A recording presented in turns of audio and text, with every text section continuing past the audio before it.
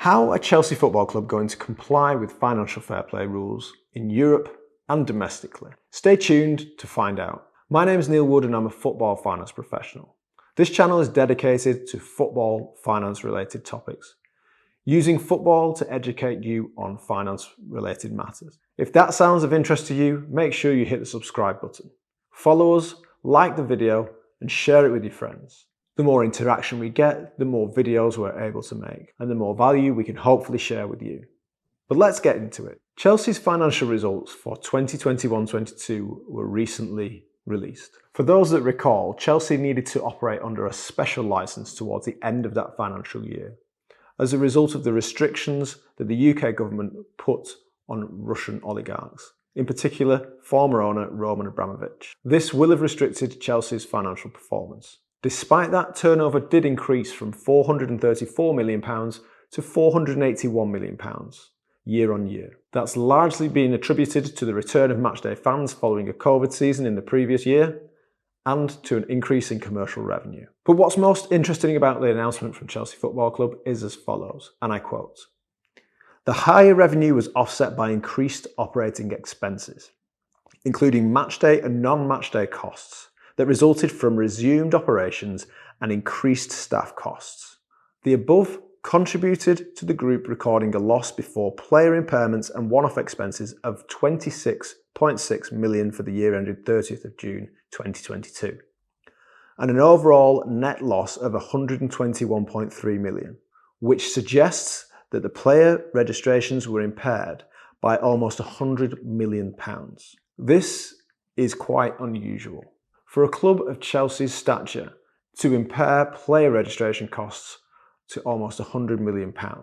But why would this be the case? If we look at the Premier League guidance, there is a concept of COVID-19 costs, that where they are attributable to the pandemic and have been incurred by the club, they do not count towards the Premier League's financial fair play rules. Profitability and sustainability as they're known. Guidance was issued from the Premier League to clubs as to what COVID-19 costs would be. UEFA's guidance did not include any relief or add-backs for COVID-19 related costs over and above lost revenues, whereas the Premier League guidance has included some relief for additional costs that have been incurred as a direct result of the pandemic. And that means that the door is now wide open, or has been wide open, up until the end of 2022 for clubs to be able to write off player registrations. Why is that a benefit? Because surely clubs are creating more of a loss and therefore more of a problem.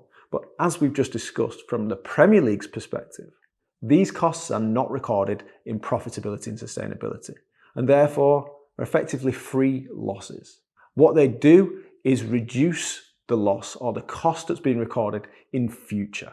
So if Chelsea can see a problem coming down the line in future, and given the level of spend that they've incurred this year, that may well be the case, they've essentially accelerated their amortization on player registrations and been given, at least by the Premier League, a free pass. This is, however, a risky strategy because impairing the player registrations in the financial statements, although that does not contribute to profitability and sustainability in the Premier League rules, it would be included and be captured in UEFA rules, FFP, financial fair play. And the old break-even model would have applied for 21-22. Where it gets really interesting is where UEFA have now drawn a line under the history of the rules. Any financial submissions from 21-22 backwards have now been essentially wiped out, reset. And the clock starts again from 22-23 under the new financial sustainability regulations, with year one being 22-23 just being reportable to the league. There will be no assessment for any club across Europe for 22-23 using the financial sustainability regulations called football earnings, which is a new version of break-even. The only requirement for clubs is to report to the league to form the basis of a new monitoring period, which will increase 2 years and 3 years down the line. There will be no assessment for this year, which means that any spend incurred can be recovered in future. So back to the original question. How can Chelsea possibly comply? From UEFA's standpoint, it will depend on when Chelsea have reported to UEFA. There are 2 reporting deadlines, one in October and one in March, depending on some key indicators within the financial results. If Chelsea reported these figures to UEFA in October, it's unlikely that they would have been able to compete without something being announced publicly, with UEFA looking to clamp down on this breach. So we can assume that there's no issue from UEFA's standpoint. As we know, the Premier League have allowed COVID-19 costs to be relieved or added back to the profitability and sustainability calculations. And again, in contrast to UEFA, that historical view will continue. There's no resetting of the clock when it comes to the Premier League rules. But the challenge for Chelsea would have been to strike a balancing act between the Premier League rules and the UEFA rules, making sure that one doesn't hamper the other. The irony of that is that this year it looks like they won't qualify for UEFA competitions in the following season, and therefore any assessment is irrelevant.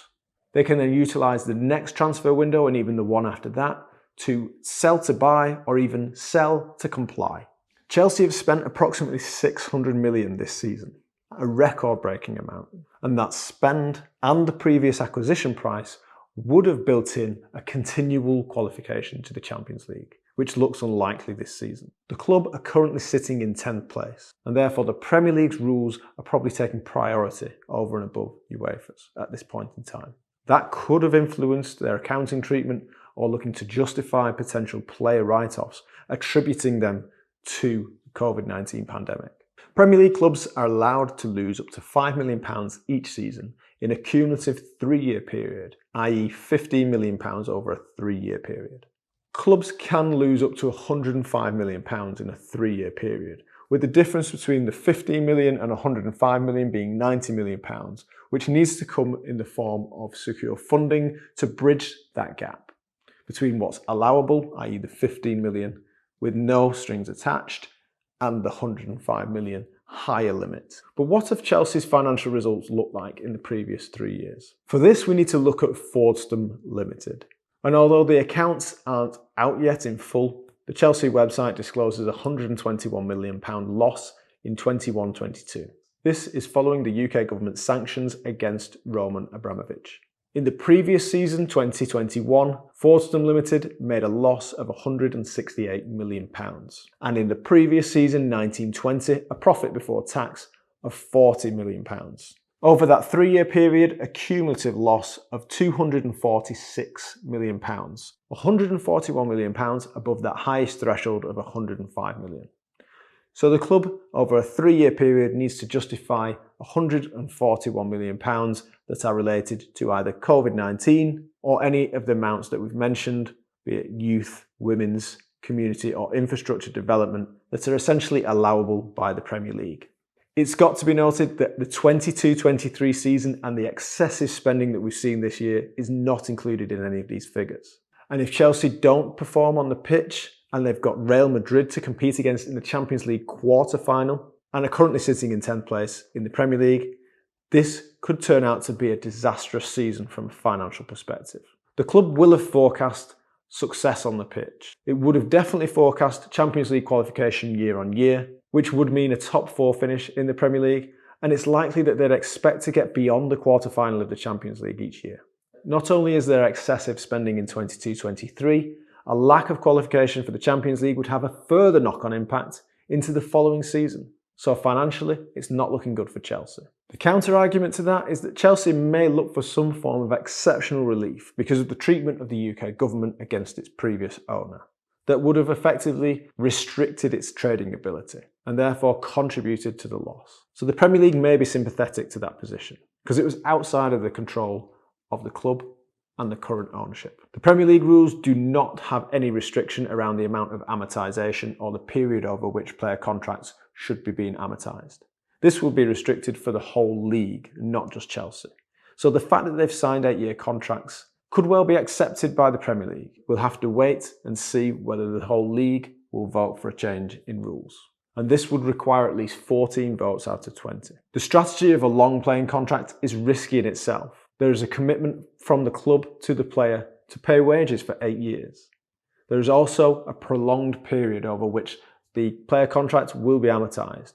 So when the club decide to sell the player, there'll be a higher net book value to measure the sales proceeds against, which would reduce the profit. And that's a potential risky strategy. Getting wages off the books at Chelsea Football Club might be a priority this season. How can they do that easily?